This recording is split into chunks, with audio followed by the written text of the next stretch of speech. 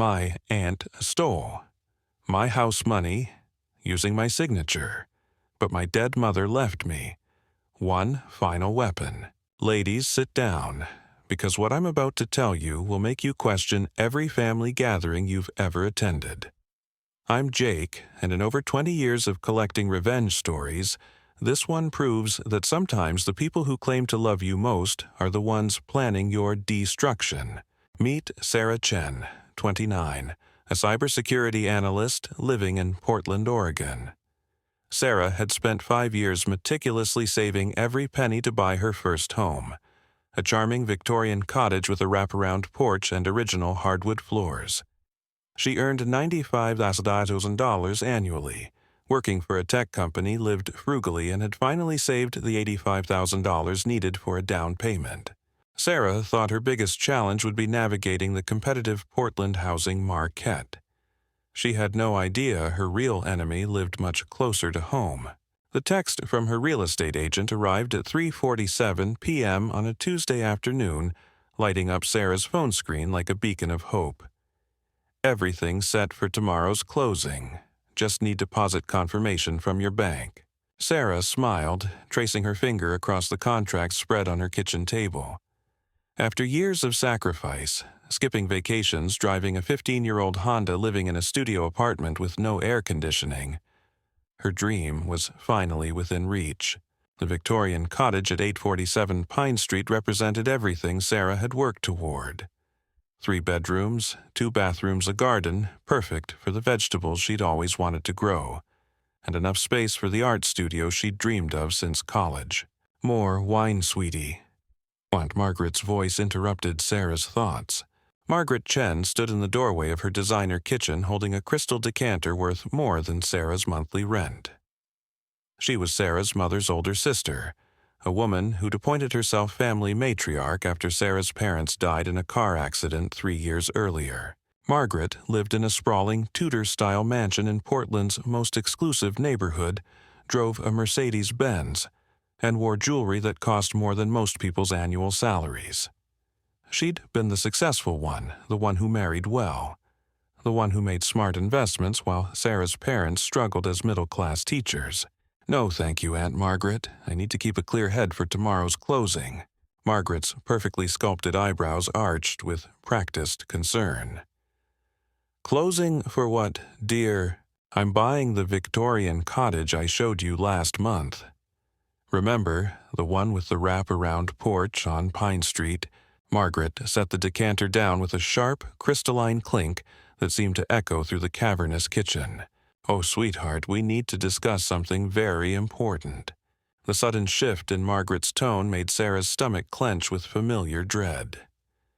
She'd heard this voice before, usually right before Margaret announced another family emergency that required everyone to rally around her needs. "What's wrong?" "There's been a serious family financial crisis." Margaret pulled out her iPad Pro manicured fingers, tapping across the screen with the efficiency of someone accustomed to controlling other people's money. "Your cousin Michael's medical bills have completely drained the family emergency fund. We need everyone to contribute what they can." "What family emergency fund?" "The one your mother helped establish before she passed, darling. Don't you remember signing the paperwork at Christmas dinner last year?" Margaret slid the iPad across the marble countertop, and Sarah's world tilted on its axis. Her savings account, the one she'd built through 5 years of sacrifice, showed a balance of $347.50. "What did you do?" Sarah whispered, her voice barely audible. "What had to be done," Margaret replied with practiced sympathy that didn't reach her cold blue eyes. "Michael needed emergency surgery for his heart condition. Family comes first, Sarah. Your mother would have wanted us to help each other." Sarah stood so abruptly, her chair toppled backward, clattering against the marble floor. "Don't you dare use my mother's memory to justify theft." "Theft!" Margaret's voice sharpened like a blade. "Sit down, Sarah. You're being hysterical." "Hysterical? You stole my house down payment." "I didn't steal anything." Margaret set her mask of sympathy, slipping to reveal something colder underneath. You authorized the transfer when you signed the joint account paperwork. It's all completely legal. Sarah's mind raced back to Christmas dinner 8 months earlier. The chaos of the holiday Gath-airing wine flowing freely, Margaret passing around a stack of papers she claimed were updated beneficiary forms for the family life insurance policies. Sign here, dear," Margaret had said, pointing to signature lines. "Just updating the paperwork after your parents' accident. Nothing important." The realization hit Sarah like a physical blow. "You tricked me into signing joint account authorization." Margaret's smile was sharp enough to cut glass. "I protected you from making an impulsive decision, darling. You're not ready for homeownership. Houses are expensive, complicated. The family needed that money more than you need some fantasy about playing house." Sarah pulled out her phone with trembling hands. "I'm calling the police." "Go ahead." Margaret's confidence never wavered. "I have your signature on all the legal documents. Everything was done properly through the bank. It's all perfectly legitimate. Legal doesn't make it right." "Right." Margaret laughed a sound like breaking crystal. "Right is protecting this family from financial ruin. Right is honoring your mother's wishes by putting family obligations first. You're too young, too naive to understand real responsibility." Sarah leaned across the marble counter, meeting Margaret's cold gaze directly. "My mother would be disgusted by what you've done." For the first time, Margaret's composure cracked slightly. Her face went pale, and something ugly flickered behind her eyes. "Get out of my house." "Gladly." Sarah grabbed her purse and headed for the door, her feet echoing against the marble floors of Margaret's monument to wealth and control. "But don't think this is over, Aunt Margaret. Don't be foolish, Sarah. You can't fight me. I have lawyers, connections, resources you can't imagine. You're a middle-class tech worker with delusions of grandeur." Sarah paused at the front door, her hand on the ornate brass handle. "You know what, Margaret? You're absolutely right about one thing." "What's that?" "Family does come first, and you're about to learn exactly what that means." The heavy door slammed behind Sarah with a satisfying thud that echoed through Margaret's empty mansion. Sarah sat in her car outside Margaret's house for 20 minutes, letting the tears fall while her analytical mind processed what had just happened. 5 years of saving gone in an instant. The Victorian cottage she'd fallen in love with slipping away because her own family had betrayed her trust. But beneath the grief and shock, something else was taking root. A cold, calculating anger that reminded Sarah why she'd chosen cybersecurity as her profession. She was good at finding pat turns, tracking digital footprints, and exposing people who thought they were smarter than the systems designed to catch them. Margaret had made a critical error in her calculation. She'd assumed Sarah would accept the theft passively, that a grieving niece would never challenge the family matriarch. She'd underestimated exactly who she was dealing with. Sarah's phone buzzed with a text from her real estate agent. "Need confirmation by 9 a.m. tomorrow Row. Is everything still on track?" With steady fingers, Sarah typed back, "Need to postpone closing. Family emergency. Will update soon." Then she scrolled to a contact she hadn't called in over a year. David Kim, her college roommate, who now worked as a forensic accountant specializing in family financial fraud. David answered on the second ring. "Sarah, this is unexpected. How are you holding up after your parents?" "Not great, David. I need your help with something that's probably right up your alley." Sarah spent the next 15 minutes explaining Margaret's theft while David took notes. When she finished, there was a long silence on the line. "Sarah, what you're describing sounds like a sophisticated elder abuse scheme, except you're not elderly. Your aunt used your grief and trust to gain access to your assets. Is there anything I can do legally?" "Maybe, but first we need to understand the full scope of what she's done." Family financial predators rarely stop with one victim. If she did this to you, she's probably done it to others. Others. Think about it. Your aunt has positioned herself as the family financial advisor, right? She handles estate planning, manages trusts, gives investment advice. Sarah's blood ran cold as she remembered all the times Margaret had offered to help family members with their finances. Her cousin Michael's medical bills, Uncle Robert's business loan, her grandmother's estate planning. Oh God, David, she's been doing this for years. We need evidence. Bank records, legal documents, communications. Can you access any of Margaret's financial information? Not directly, but... Sarah paused, remembering something. My mother kept detailed records of all family financial matters. Everything's in storage at my grandmother's old house. Perfect. Meet me there tomorrow morning. We're going to conduct a full forensic analysis of your family's financial history. After hanging up with David, Sarah called the one family member she still trusted completely. Her cousin, Jennifer Margaret's youngest daughter, who'd always been the rebel of the family. Jen, it's Sarah. I need to ask you something, and I need you to be completely honest with me. Shoot. Has your mother ever helped you with any financial decisions, loans, investments, account, access? Jennifer was quiet for a long moment. Why are you asking? Because she just stole my house down payment using paperwork I signed at Christmas. $85,000 gone. Jesus Christ, Sarah, I knew something was off, but I never thought... Jennifer's voice trailed off. Actually, yeah, she convinced me to add her as a joint account holder on my savings last year. Said it was for emergency access in case something happened to me. How much did you have in that account? $43,000. My entire wedding fund.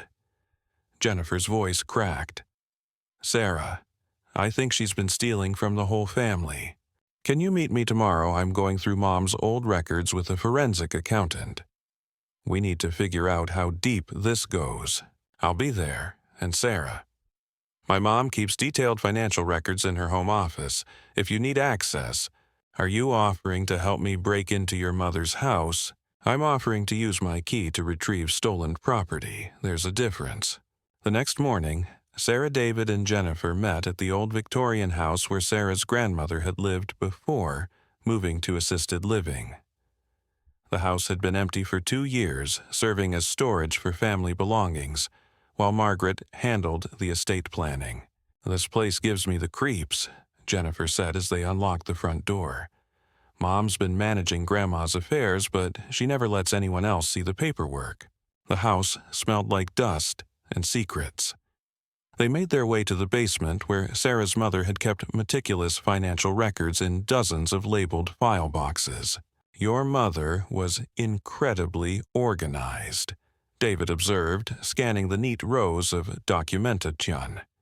This is a forensic accountant's dream.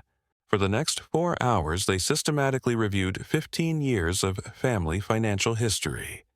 What they found was horrifying. Margaret hadn't just stolen from Sarah and Jennifer. She'd been systematically embezzling from family members for over a decade, using her position as the family's trusted financial advisor to gain access to accounts, redirect funds, and manipulate estate planning documents. Look at this, David said, holding up a bank statement from 2018. Your cousin Michael's Med-Ical fund, Margaret raised $50,000 from family members, but only $15,000 went to actual medical bills. The rest went to offshore accounts she controls. Jennifer found evidence that Margaret had been skimming money from their grandmother's Social Security and pension payments for 3 years. She's been telling Grandma that inflation is eating up her income, but really, she's been stealing nearly half of Grandma's monthly payments.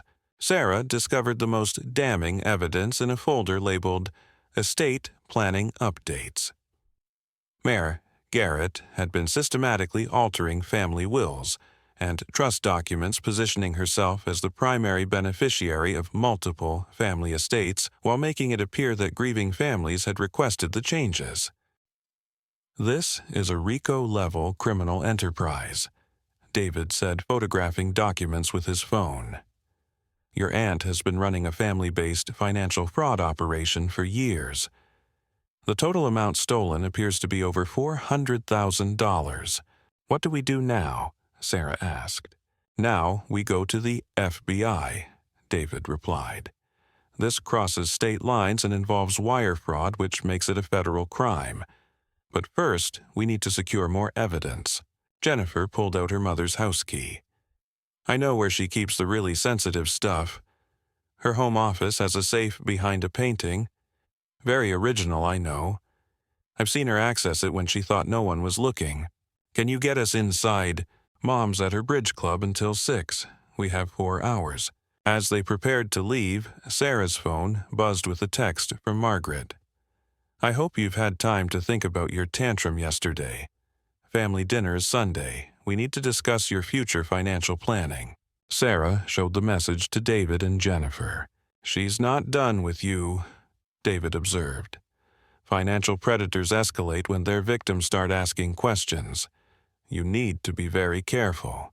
I'm not afraid of her anymore, Sarah said, pocketing her phone. She picked the wrong person to steal from. Jennifer smiled grimly. Let's go get the evidence to prove it. Margaret's Tudor mansion sat on 2 manicured acres in Portland's exclusive Dunthorpe née Bourhood. As Jennifer used her key to disarm the security system, Sarah couldn't help but notice the obvious signs of wealth built on other people's money. The imported marble floors, the origi, nail oil paintings, the crystal chandelier that probably cost more than most people's cars. Mom's office is upstairs, Jennifer whispered, though they were alone in the house. She keeps all the sensitive documents in the safe. David carried a professional camera and document scanner in his backpack. We need to photograph everything, but leave no trace we were here. If your mother realizes we've accessed her records, she'll destroy evidence and disappear the remaining assets. Margaret's home office was a shrine to her own success. Framed photos with politicians and business leaders' awards from charitable organizations, certificates from investment firms.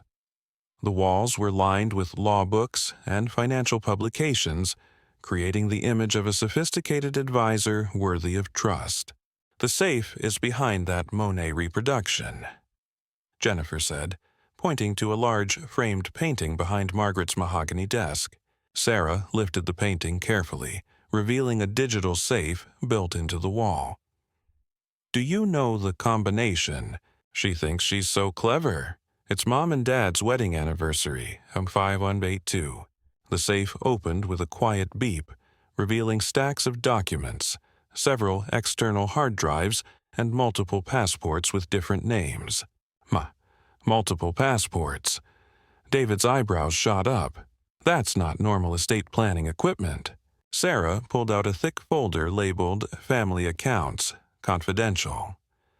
Inside were detailed financial profiles for every family member, including social security numbers, bank account information, and copies of signed authorization forms. She's got a complete dossier on everyone, Sarah breathed. Look at this. She's been tracking our spending patterns, investment decisions, even our social media activity. Jennifer found a leather-bound ledger that detailed Margaret's theft operation with accounting precision. This is insane. She's been stealing from Uncle Robert's business account for 2 years, from Cousin Lisa's college fund, even from Great-Aunt Patricia's funeral expenses. David was photographing everything systematically. This ledger is evidence of premeditated fraud. She's been planning these thefts months in advance, timing them to coincide with family crises when no one would question emergency fund transfers. Sarah discovered the most chilling evidence in a folder marked Contingency Plans. Margaret had detailed strategies for discrediting family members who asked too many questions, including plans to have them declared mentally incompetent or to isolate them from other family members. She's got a whole plan for handling problem relatives, Sarah said, reading Margaret's handwritten notes. Look at this. Sarah Chen, potential threat due to technical background. Recommend isolation strategy and credit damage if necessary. Credit damage? Jennifer leaned over to read. She was planning to destroy your credit score. Ah, Gets worse. Sarah continued reading. She's got contingency plans for making family members financially dependent on her, including strategies for sabotaging their employment and creating artificial emergencies that require her intervention.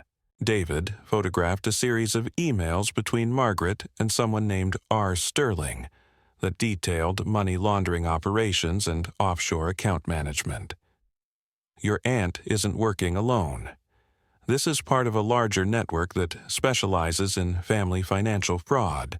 They found external hard drives containing years of family communications, emails, text me's, Sage's even recorded phone calls. Margaret had been surveilling her own family members to identify opportunities for theft and manipulation. She recorded phone calls. Jennifer's voice cracked. She's been spying on us for years. Sarah plugged one of the hard drives into David's laptop. The files revealed Margaret's systematic approach to family exploitation. And target identification.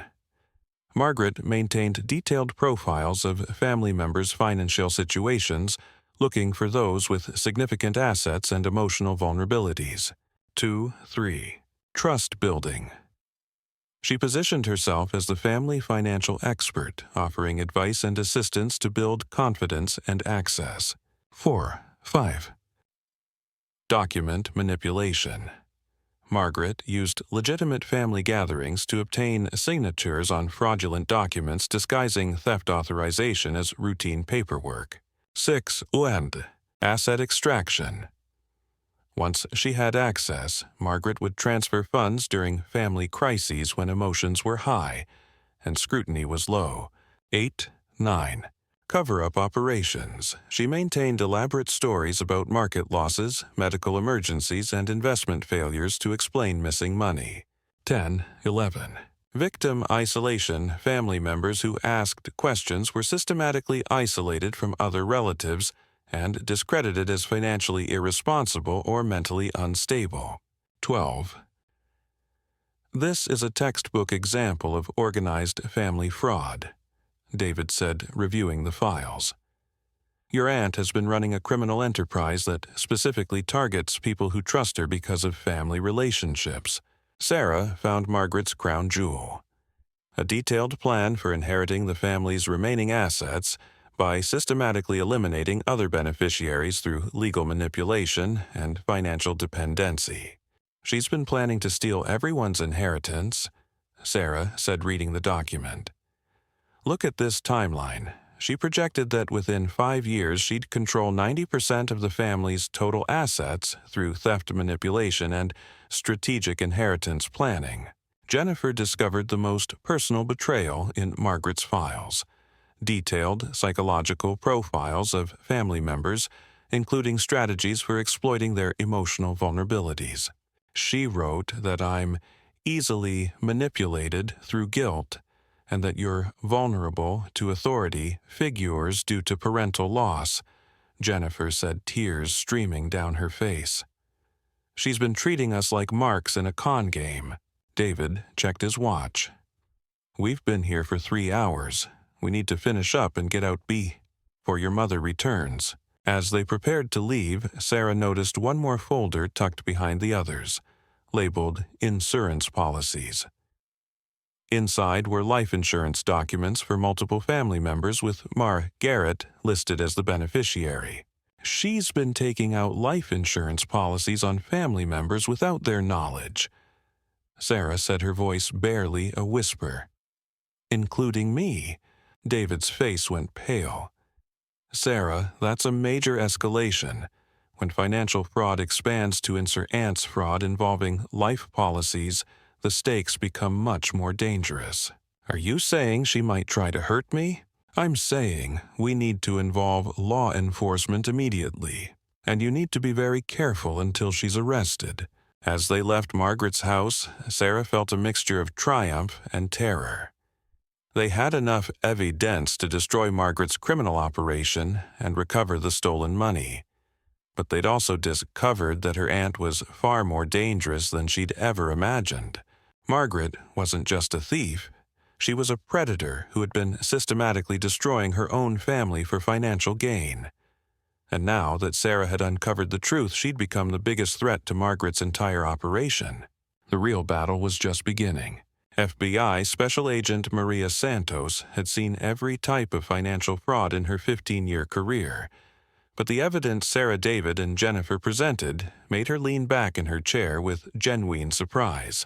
Ms. Chen, what you've uncovered is one of the most sophisticated family-based fraud operations we've encountered. Your aunt has been running a criminal enterprise that would make organized crime families jealous. Agent Santos was a sharp woman in her mid-40s, with the focused intensity of someone who specialized in white-collar crime. Her office in the FBI's Portland field office was austere, but professional walls lined with commendations and photos from major fraud takedowns. "Can you arrest her?" Sarah asked. "We can, and we will. But first, we need to understand the full scope of this operation. The documents you've provided show connections to offshore accounts, money laundering networks, and identity theft rings. This could be part of a much larger criminal conspiracy." David spread out the financial documents they'd photographed. "Based on our analysis, Margaret has stolen over $400,000 from family members over the past decade. But the insurance fraud and money laundering operations suggest much larger amounts are involved." Agent Santos reviewed the evidence methodically. "The life insurance policies are particularly concerning. When family financial fraud escalates to insurance schemes, the potential for violence increases dramatically." "Violence?" Jennifer looked shocked. "Are you saying my mother might actually hurt someone?" People who build criminal enterprises around family relationships are capable of extreme measures to protect their operations. Your mother has invested years in this scheme. She won't give it up without a fight." Sarah's phone buzzed with a text from Margaret. "Family dinner tonight, 6 p.m. Don't make me come find you." Agent Santos read the message and frowned. "That sounds like a threat disguised as an invitation. Ms. Chen, I don't want you anywhere near your aunt until we can arrest her." "Actually," David interjected, "this might be an opportunity. If Margaret is planning to confront Sarah, we could wire her and record whatever admissions Margaret makes." "Absolutely not," Agent Santos said firmly. "Undercover operations require extensive planning and backup. We're not putting a civilian at risk." Sarah stood up abruptly. "With respect, Agent Santos, Margaret has been destroying my family for years. If there's a chance to get her to confess on tape, I'm willing to take that risk." "Sarah, no." Jennifer grabbed her arm. "You don't understand how dangerous Mom can be when she feels cornered. Last year, when Uncle Robert started asking questions about his business account, he ended up in the hospital with a convenient accident." "What kind of accident?" "Brake failure on a mountain road. He could have been killed." Jennifer's voice was barely a whisper. "I never connected it to Mom's financial schemes, but now..." Agent Santos leaned forward. "Tell me everything about this accident." Jennifer explained that Uncle Robert had been asking Margaret difficult questions about discrepancies in his business accounts. 2 days later, his brakes failed while driving on a winding mountain highway. He survived, but was hospitalized for 6 weeks with serious injuries. During his recovery, Mom convinced him to give her power of attorney over his business finances, Jennifer continued. She said it was temporary, just until he could handle things himself again. But she never gave the authority back. And the brake failure, the mechanic said it looked like the brake lines had been deliberately cut, but there was no proof. The police investigated, but never found evidence of foul play. Agent Santos made notes quickly. "We need to investigate that incident as a part of this case. If your mother has been using violence to silence family members who discover her fraud, this becomes a much more serious federal investigation." David pulled out his laptop. "I've been analyzing the financial patterns, and there's something else concerning. Margaret's theft operation has been accelerating over the past year. She's extracted more money in the last 12 months than in the previous 5 years combined. Why the acceleration? Based on the offshore account activity, I think she's preparing to disappear. The money laundering operations, the multiple passports, the escalating theft, it all points to an exit strategy. Sarah felt her blood run cold. You're saying she's planning to steal whatever she can and then vanish? Exactly. And if she's preparing to disappear, she'll want to eliminate any family members who could expose her crimes or track her down. Agent Santos closed the file and looked directly at Sarah. Ms. Chen, your aunt is far more dangerous than we initially thought. I'm recommending immediate protective custody until we can arrest her and dismantle her entire operation. How long will that take? At least a week to coordinate with international authorities about the offshore accounts and money laundering networks. But Sarah, you need to understand, once we move against your aunt, there's no going back. She'll know you're the one who exposed her. Sarah thought about the Victorian cottage she'd lost, the years of savings stolen, the family members who'd been victimized by Margaret's schemes. She thought about her parents, who'd trusted Margaret to help settle their estate, never knowing she was planning to steal from their daughter. Agent Santos, my aunt, has been destroying people I love for years. She stole my house, my savings, my family's trust. If there's a chance to stop her permanently, I have to take it. Sarah, Jennifer said quietly, if you do this, Mom will never forgive you. The family will be torn apart forever. Sarah looked at her cousin, remembering all the family gatherings where Margaret had played the role of beloved matriarch while secretly robbing everyone around her. Jen, the family was destroyed the moment your mother decided to steal from the people who trusted her. I'm just making sure there are consequences for what she's done. Agent Santos stood up. All right, if you're determined to do this, we'll do it right. Full FBI surveillance, professional recording equipment, and an extraction plan if things go wrong. What do I need to do? Go to that family dinner. Act normal. Try to get your aunt to talk about the missing money. But Sarah, the moment you feel unsafe, you give us the signal and we extract you immediately. As they left the FBI field office, Sarah felt a mixture of determination and terror. She was about to confront the woman who'd stolen her future and nearly destroyed her family. But she was also about to end Margaret's criminal operation forever. Are you sure about this? David asked as they walked to their cars. No, Sarah admitted. But I'm sure about one thing. Margaret has hurt enough people. Tonight it ends. Sarah sat in her car outside Margaret's mansion at 5:45 p.m., testing the recording equipment the FBI had given her. The tiny microphone was virtually invisible, hidden in the button of her blouse, while the recording device itself was concealed in her purse. Audio check, she said quietly. Agent Santos's voice came through her nearly invisible earpiece. Clear reception. Remember, we need her to talk about the stolen money specifically. Try to get her to explain how she accessed your accounts. And if she gets violent, say the word emergency, and we'll be through the door in 30 seconds. Sarah, you don't have to be a hero here.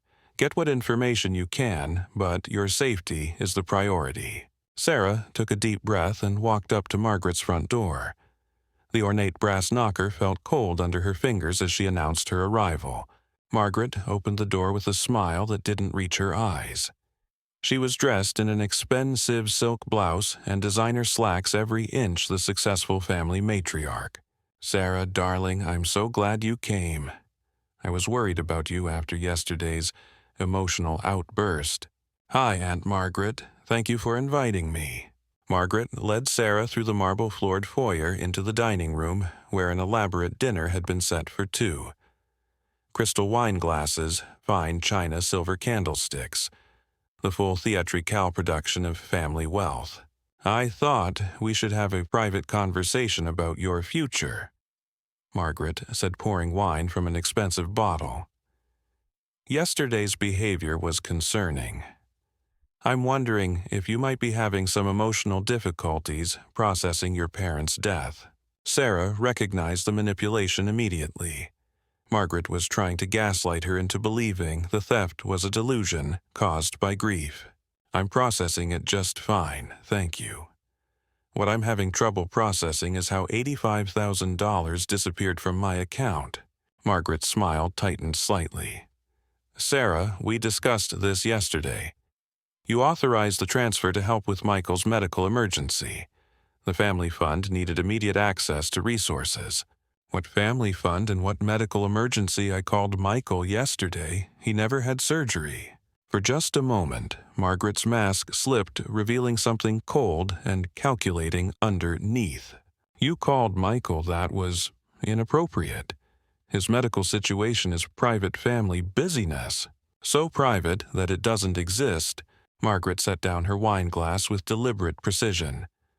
Sarah, I'm concerned about your mental state. First, you have delusions about unauthorized transfers. Now you're calling family members to check up on stories. This level of paranoia isn't healthy. Sarah felt her anger rising but forced herself to stay calm. She needed Margaret to keep talking. Help me understand the paperwork I signed at Christmas.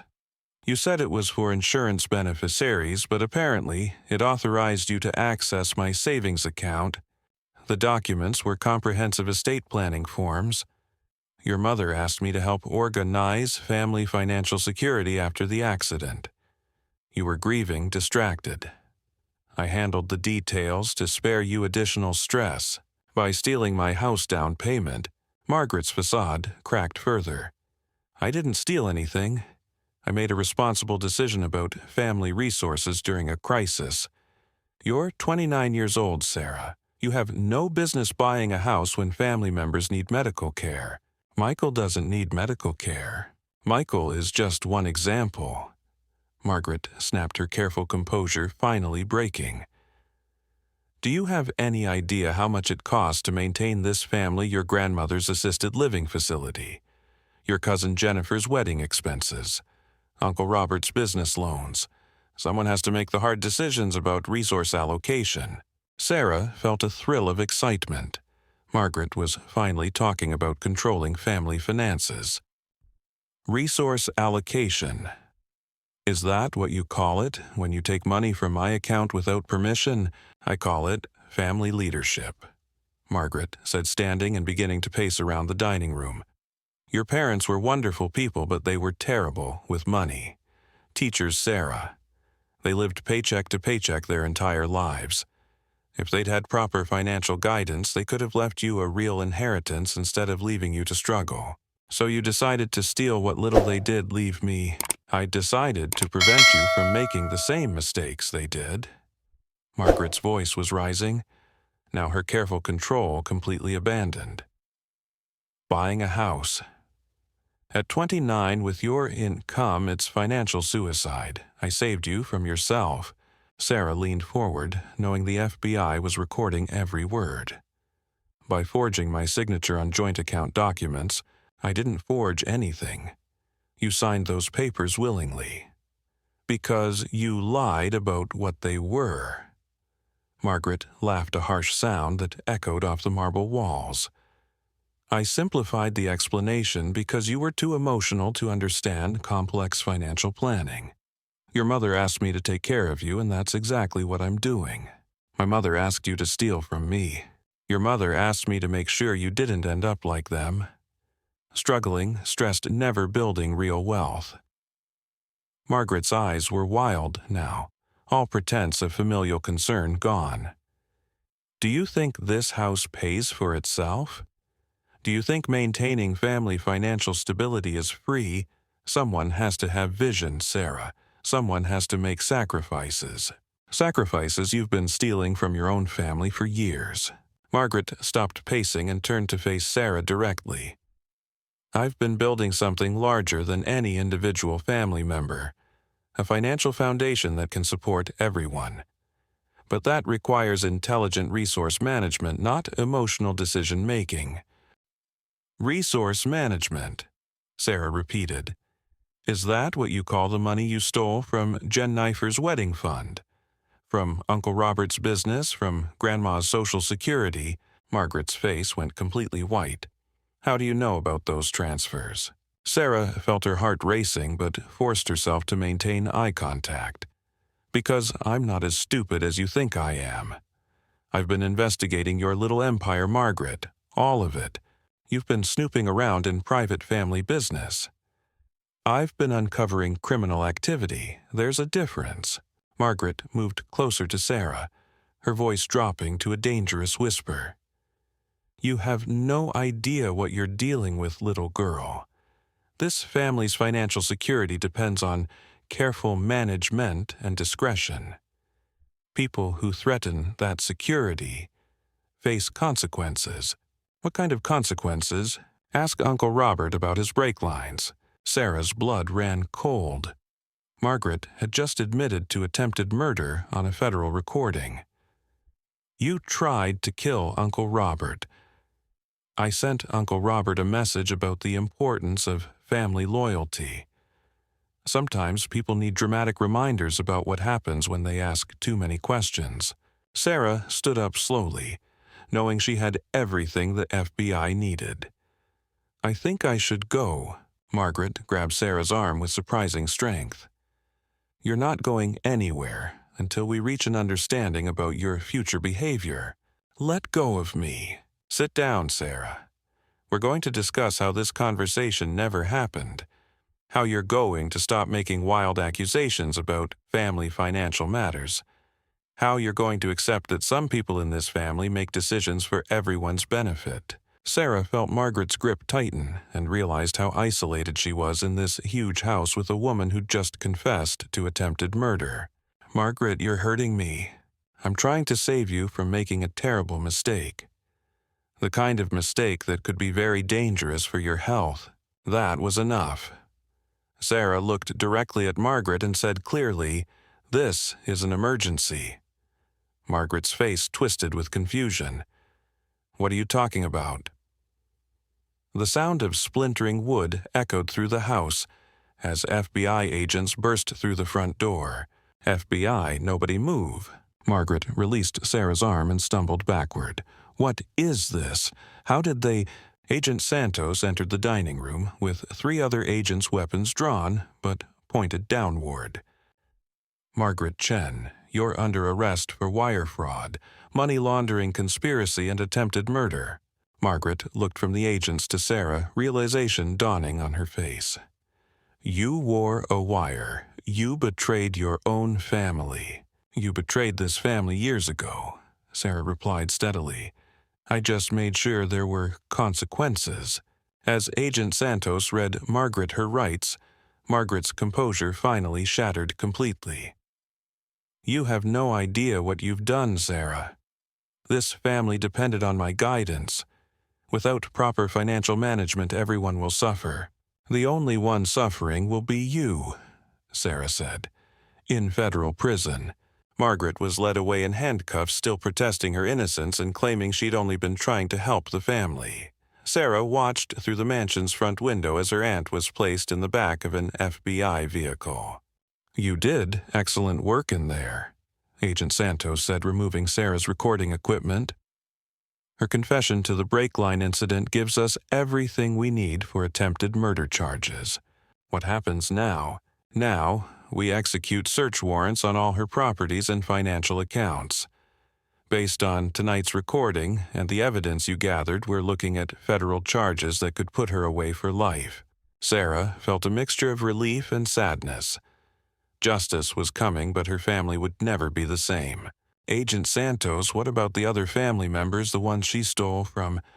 We'll work to recover as much of the stolen money as possible. The offshore accounts will take time to access, but most of the domestic assets can be frozen and eventually returned to victims. The next 72 hours brought a cascade of revelations that exposed the full scope of Margaret's criminal enterprise. FBI raids on her various properties uncovered evidence of a fraud operation that spanned multiple states and involved dozens of victims. David called Sarah on Thursday morning with an update that left her speechless. The FBI found over $2 million in offshore accounts, he reported. Margaret wasn't just stealing from your family, she was running similar operations on at least 3 other ex-tended families across the Pacific Northwest. $2 million, and that's just what they've found so far. Agent Santos thinks there might be more accounts in other countries. Margaret had been building this operation for over 15 years. Sarah sat in her small apartment surrounded by documents and evidence trying to process the magnitude of her aunt's crimes. The woman who'd played beloved family matriarch had been systematically destroying multiple families for over a decade. "There's more," David continued. "Remember the insurance policies she'd taken out on family members? The FBI found evidence that she was working with a corrupt insurance investigator to stage accidents and claim payouts. How many people did she try to kill? They're still investigating, but Uncle Robert wasn't the first. There were at least 3 other accidents involving family members who'd started asking questions about missing money. Sarah's phone buzzed with an incoming call from Jennifer. She put David on hold and switched over. "Sarah, you need to get down to the police station. Mom's lawyer is here and he's claiming that all the evidence you gathered was obtained illegally." "What do you mean?" "He's saying that you broke into Mom's house without permission and stole documents from her private safe. He wants all the evidence thrown out." Sarah felt her stomach drop. If Margaret's lawyer could prove the evidence was illegally obtained, the entire case could collapse. "Jen, you gave me permission to enter the house. You have a key and legal access." That's what I told them. But the lawyer is claiming I didn't have authority to give you access to Mom's private safe. He's saying that even though I had a key to the house, the safe was Mom's private property. "I'll be right there." Sarah rushed to the police station where she found Jennifer in an interview room with a detective and Margaret's lawyer, a slick man in an expensive suit who looked like he specialized in getting wealthy criminals reduced sentences. "Ms. Chen," the lawyer said as Sarah entered, "I'm Robert Sterling, Mrs. Chen's attorney. We need to discuss the circumstances under which you allegedly obtained certain documents from my client's home." "There's nothing alleged about it," Sarah replied. "Jennifer gave me access to the house, and we documented evidence of criminal activity. Jennifer had no legal authority to grant access to Mrs. Chen's private safe. The contents of that safe were her personal property protected by privacy laws." Agent Santos entered the room at that moment carrying a thick file. "Actually, Mr. Sterling, your client, forfeited any privacy protections when she used that safe to store evidence of federal crimes. The evidence was illegally obtained. The evidence was obtained by family members who had legitimate concerns about financial fraud." Agent Santos interrupted. "And even if there were procedural issues, your client's recorded confession last night would be admissible regardless." Sterling's confident expression faltered slightly. What recorded confession? Agent Santos played a portion of the previous night's recording, where Margaret clearly admitted to stealing family money and tampering with Uncle Robert's breaks. "Your client confessed to multiple federal crimes while threatening the life of a witness. Any procedural concerns about the initial evidence gathering are now irrelevant." Sterling listened to the recording with growing dismay. "I need to consult with my client before proceeding further. Your client is in federal custody facing charges that include attempted murder," Agent Santos replied. "Unless she's prepared to cooperate with our investigation and help us recover stolen assets, she's looking at life in federal prison." After Sterling left to confer with Margaret, Agent Santos pulled Sarah aside. "You, don't worry about his legal challenges. We have enough evidence from the recorded confession alone to convict your aunt on multiple federal charges. The documents from her safe are just additional confirmation." "What about the stolen money? Can it be recovered?" "Most of it, yes. We've already frozen the domestic accounts, and we're working with international authorities to access the offshore money. It'll take time, but the majority of your family's stolen assets should be recoverable." Jennifer joined them in the hallway. "Sarah, I want you to know, whatever happens with Mom, I'm grateful you exposed her crimes. I had no idea how many people she was hurting. "Are you okay with all this? She's still your mother?" Jennifer was quiet for a moment. "The woman who raised me wouldn't have stolen from her own family. The woman in that jail cell is someone I don't recognize. You did the right thing." Margaret's trial began 6 months later, after the FBI completed their investigation into her full criminal enterprise. The scope of her operation was staggering. Over $3 million stolen from 47 victims across 4 states, with evidence of at least 6 attempted murders designed to silence victims who discovered the fraud. Sarah sat in the federal courthouse watching her aunt's carefully constructed facade crumble under the weight of evidence. Margaret had hired the best criminal defense team money could buy, but there was no defending against hours of recorded confessions and documented financial crimes. The prosecution methodically detailed Margaret's 15-year criminal career. 2008-2012. Early operations. Margaret began by offering financial advice to family members and friends, gradually gaining access to their accounts and making small, unnoticeable transfers. 2013-2015 expansion phase. She developed relationships with corrupt insurance investigators and money laundering specialists, expanding her operation beyond simple theft to complex financial fraud. 2016-2019. Systematic predation. Margaret perfected her approach of using family crises to justify large transfers from victim accounts to funds she controlled. 2020-2023. Escalation and violence. As victims began questioning missing money, Margaret escalated to attempted murder to protect her operation. During the trial, Sarah learned details about her aunt's crimes that shocked even the experienced federal prosecutors. Margaret had been responsible for Uncle Robert's brake line incident, but also for a house fire that nearly killed another family member who'd discovered financial irregularities. She'd hired professional criminals to stage accidents, and had even considered having Sarah killed when she became too suspicious. "Your aunt wasn't just stealing money," the prosecutor explained to Sarah during a break in testimony.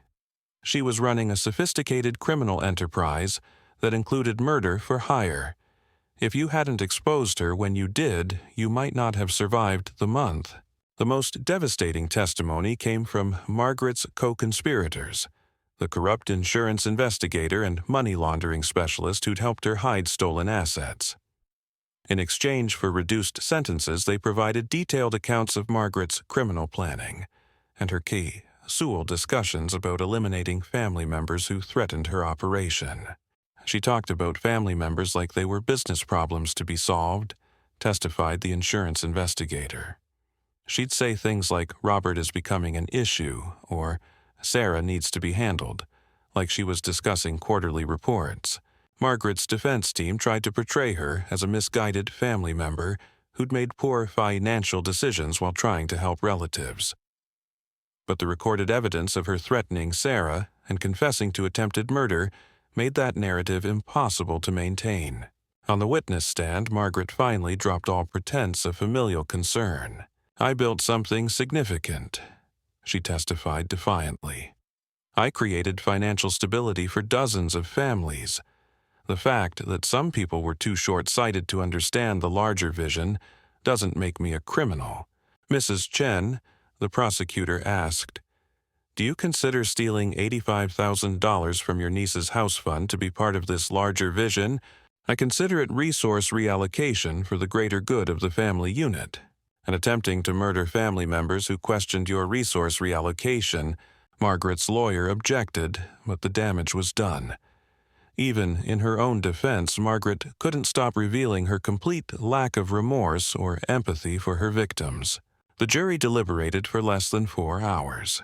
Guilty on all counts: wire fraud, money laundering conspiracy, attempted murder, racketeering, and 23 additional charges related to her criminal enterprise. Margaret was sentenced to life in federal prison without the possibility of parole. 18 months after Margaret's sentencing, Sarah stood on the wraparound porch of her Victorian cottage, the same house she'd almost lost to her aunt's theft. The FBI's Asset Recovery Opera tie-in had been remarkably successful, returning over 90% of the stolen money to victims. With her recovered savings plus compensation from Margaret's seized assets, Sarah had been able to buy her dream house and even start the art studio she'd always wanted. The cottage had everything she'd originally fallen in love with. The hardwood floors, the garden space, the sense of peace and security she'd craved. But more than recovering her money, Sarah had helped save her entire extended family from Margaret's continuing predation. Uncle Robert had recovered the money stolen from his business and was no longer living in fear of accidents. Jennifer had retrieved her wedding fund and was planning a beautiful ceremony without her mother's toxic influence. Most importantly, the investigation had revealed Margaret's plans to steal their grandmother's entire estate. The elderly woman had been moved to a legitimate assisted living facility where her finances were properly managed by an independent fiduciary rather than her criminal daughter. "The foundation is really taking off," David reported during one of their regular check-ins. Sarah had used part of her recovered assets to establish a non-profit organization that helped other families detect and recover from financial fraud. "How many cases are we handling now?" 47 active investigations, and we've helped recover over $2 million for families across the Pacific Northwest. Your aunt's case has become a blueprint for identifying family-based fraud operations. Sarah's phone buzzed with a text from Jennifer Family Barbecue Sunday. The real family, not the criminal enterprise. Sarah smiled, looking out at her garden where vegetables were growing exactly as she'd dreamed. The family gatherings were smaller now. Margaret's criminal conviction had exposed other relatives who'd been complicit in her schemes, but they were genuine in a way they'd never been before. "Want to know the best part?" Sarah told David. "I don't dread family dinners anymore. When everyone around the table actually cares about each other instead of looking for opportunities to steal, it's amazing how much more enjoyable the conversation becomes." "Any regrets about exposing your aunt?" Sarah considered the question seriously. There had been difficult moments. Family members who'd initially blamed her for tearing the family apart, the stress of testifying in federal court, the knowledge that her own aunt had planned to kill her. "No regrets," she said finally. "Margaret made her choices over 15 years. I just made sure those choices had consequences." Her doorbell rang, and Sarah found Jennifer on the front porch holding a bottle of wine and a huge smile. "Celebrating something?" Sarah asked. "Mom's appeals were denied. The conviction is final. She'll die in federal prison, which means she can never hurt anyone else again." They sat on the porch swing Sarah had installed, watching the sunset over the neighborhood she'd almost lost to her aunt's greed. "Do you ever think about visiting her?" Jennifer asked. "Never. Margaret spent 15 years proving that she values money more than family relationships. I'm not interested in pretending that's changed just because she got caught." "I went once," Jennifer admitted. "Right after the sentencing. I wanted to understand how she could do what she did to people she claimed to love." "What did she say?" "That we were all too stupid to appreciate what she was building. That she was the victim of ungrateful family members who couldn't see the bigger picture." Jennifer shook her head. Even in federal prison, she still thinks she was right. Sarah wasn't surprised. Predators like Margaret rarely developed genuine remorse. They only regretted getting caught. The important thing is that she can't hurt anyone else, and the money she stole is back where it belongs. Speaking of which, Jennifer pulled an envelope from her purse. "I have something for you." Inside was a check for $15,000. "What's this?" "My share of the money recovered from Mom's offshore accounts. I want you to have it for your foundation. Help other families avoid what we went through." Sarah hugged her cousin tightly. "You know what the best revenge against Margaret is." "What?" "Building something positive from the damage she caused, helping people instead of hurting them, creating genuine family relationships instead of exploiting them." As they sat on the porch of the house, Sarah had almost lost. watching the sunset over the life she'd rebuilt from her aunt's betrayal. Sarah felt something she hadn't experienced in years: complete peace with her choices. Margaret had tried to steal Sarah's future and had nearly succeeded. But in the end, exposing her aunt's crimes had given Sarah something more valuable than money: the knowledge that she was strong enough to fight for herself and protect the people she loved. 2 years after Margaret's conviction, Sarah received a call that would expand her mission far beyond her own family's recovery. Ms. Chen. This is Detective Lisa Park from the San Francisco Police Department. We've been investigating a family financial fraud case, and your aunt's name came up in our investigation. Margaret's name? How is that possible? She's in federal prison. She was apparently part of a larger network. We've found evidence that the methods she used were taught to other criminals who've been targeting families across the West Coast. We'd like you to consult on our investigation. Sarah agreed to fly to San Francisco, where Detective Park showed her case files that were disturbingly familiar. The same patterns Margaret had used: gaining family trust, manipulating documents at holiday gatherings, creating artificial emergencies to justify large transfers, were being replicated by criminals in California, Nevada, and Arizona. Your aunt was apparently a teacher as well as a practitioner, Detective Park explained. We've found evidence that she was training other people in family fraud techniques through online networks. The FBI estimates that her methods have been used to steal over $50 million from families across the western United States. Sarah realized that Margaret's criminal enterprise had been even larger than anyone suspected. Her aunt hadn't just been stealing from families. She'd been creating and teaching a systematic approach to family financial predation. What can I do to help? We need someone who understands these techniques from the inside. Someone who can help us identify the patterns and teach other investigators what to look for. Sarah spent the next week working with San Francisco police, analyzing case files and training detectives to recognize the warning signs of family financial abuse. The experience convinced her that her foundation needed to expand nationally. Within 6 months, the Sarah Chen Foundation for Family Financial Safety had offices in 12 cities and was working with law enforcement agencies across the country to combat family-based fraud. We're seeing an epidemic of this type of crime, Sarah explained during a presentation to federal law enforcement agencies. Criminals have realized that family relationships provide the perfect cover for financial fraud because victims are emotionally invested in trusting their relatives. The foundation developed educational programs for families, training materials for law enforcement, and support services for victims of family financial abuse. Sarah's experience with Margaret became the basis for a comprehensive approach to preventing and responding to these crimes. The key insight, Sarah told audiences across the country, is that criminals who target family members use love and trust as weapons. They exploit our desire to help family members and our reluctance to believe that people we love could hurt us.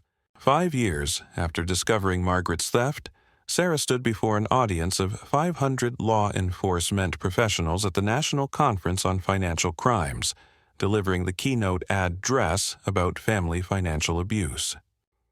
Ladies and gentlemen, I want to tell you about the night my aunt stole my house down payment and thought she'd gotten away with it, Sarah began. She told her story methodically: the discovery of the theft, the investigation, the dangerous confrontation, and the eventual justice. But more importantly, she talked about the broader implicate tie-ins for society. Family financial abuse is one of the most underreported crimes in America, because victims don't want to believe that people they love are capable of such betrayal. But the evidence is clear. Financial predators are increasingly targeting family relationships because they provide access, trust, and emotional leverage that strangers don't have. Sarah clicked to her final slide showing statistics that demonstrated the scope of the problem. Over $2.9 billion stolen annually through family financial fraud, 73% of cases never reported to law enforcement. Average victim age 45 years old. Most common perpetrators: siblings, adult children, and extended family members. My Aunt Margaret thought she could steal my future because she assumed I would never fight back against family. She was wrong. But thousands of other victims aren't fighting back because they don't know how, or because they're afraid of destroying family relationships. Sarah looked out at the audience of investigators, prosecutors, and victim advocates. The most important thing I learned from this experience is that protecting yourself from financial predators isn't selfish or disloyal. It's necessary for survival. And sometimes the people who claim to love you most are the ones planning your destruction. After her presentation, Sarah was approached by dozens of law enforcement professionals who shared their own cases of family financial fraud. The patterns were always similar. Trusted family members exploiting relationships for financial gain, victims reluctant to report crimes committed by relatives, and criminal schemes that escalated until someone brave enough to fight back exposed them. Your foundation has been a game changer for our investigations, one FBI agent told Sarah. Before your training programs, we had no systematic approach to family fraud cases. Now, we can identify these schemes early and stop them before they destroy entire families. That evening, Sarah had dinner with Jennifer, who'd become the Foundation's West Coast director after completing a degree in forensic accounting. "Do you ever wonder what would have happened if you hadn't fought back?" Jennifer asked. Sarah considered the question seriously. "I know exactly what would have happened. Margaret would have continued stealing from everyone until she'd taken everything. She'd probably have killed Uncle Robert and anyone else who asked too many questions. And eventually she'd have disappeared with millions of dollars while leaving the family financially and emotionally destroyed. Instead, she's in federal prison, and families across the country are learning how to protect themselves." Exactly. The best revenge isn't destroying your enemies, it's building something positive from the damage they caused. Sarah's phone buzzed with a message from David. Another family in Portland just contacted the Foundation. Single mother sister stealing her disability payments. Sending you the case file. "Another case?" Jennifer asked. "Another opportunity to help someone fight back," Sarah replied, reading the details. "This never really ends, does it? There's always another family member exploiting trust for money. But now, there's also always someone ready to help victims fight back. That's because of what you built from Margaret's betrayal." As they walked through downtown Portland, Sarah reflected on the journey from victim to advocate. Margaret's theft had nearly destroyed her dreams, but fighting back had given her something more valuable: the knowledge that she was strong enough to protect herself and others from similar predators. "You know what the real lesson is?" Sarah told Jennifer as they reached her car. "What's that?" "Family should enhance your life, not destroy it. People who truly love you will celebrate your success, support your dreams, and respect your boundaries. Anyone who does the opposite is showing you who they really are. And when someone shows you they're willing to steal your future, you show them exactly why that was a mistake." Epilogue. Justice served. 10 years after that devastating family dinner, Sarah stood in the garden behind her Victorian cottage, harvesting vegetables she'd grown in the soil Margaret had tried to steal from her. The Foundation had expanded to all 50 states and had helped to recover over $47 million for victims of family financial fraud. Margaret had died in federal prison the previous year, still maintaining her innocence and claiming she'd been framed by ungrateful family members. She'd never shown remorse for her crimes or acknowledged the pain she'd caused. Sarah felt no sadness at the news of her aunt's death. Margaret had chosen to build her life around exploiting and hurting others. The natural consequence of those choices was dying alone, separated from the family she'd betrayed. The real victory wasn't Margaret's death. It was the life Sarah had built from the ashes of that betrayal. The house she'd almost lost. the family relationships that had been healed once the toxic predator was removed, the thousands of other families who'd been helped by the foundation. Jennifer had married and moved into a house 3 blocks away, paid for with money recovered from Margaret's crimes. Uncle Robert had rebuilt his business and was thriving. Their grandmother had lived her final years in comfort and dignity, protected from financial exploitation. Most importantly, the entire extended family had learned to recognize and resist manipulation. Margaret's criminal conviction had been a painful education, but it had immunized them against future predators. Sarah's phone rang with a call from the Foundation's newest office in Miami. "We just helped a grandmother recover $200,000 stolen by her son," the director reported. "She says she's naming her house after you." "That's not necessary," Sarah laughed. "Just help her enjoy the life her son tried to steal." As Sarah hung up the phone, she thought about the scared, devastated woman who'd discovered her savings were gone 10 years earlier. That woman had felt powerless, betrayed, and alone. The woman standing in this garden was none of those things. She was strong, successful, and surrounded by people who genuinely loved and supported her. Margaret had tried to steal Sarah's future. Instead, she'd given Sarah a mission that had become more fulfilling than any house or career could have been. The most important lesson from Sarah's story isn't about revenge or justice. It's about the power of refusing to accept betrayal. For every woman reading this who's dealing with family financial manipulation or exploitation, remember that love doesn't demand financial sacrifice. Family should enhance your dreams, not destroy them. People who truly care about you will celebrate your success, not sabotage it. And when someone shows you they're willing to steal your future for their benefit, show them exactly why that was their biggest mistake. Trust your instincts. Document everything. Fight back strategically. Build something better from the wreckage. Because the best revenge isn't revenge at all. It's becoming so successful and fulfilled that your enemy's opinions become irrelevant. Sarah chose herself.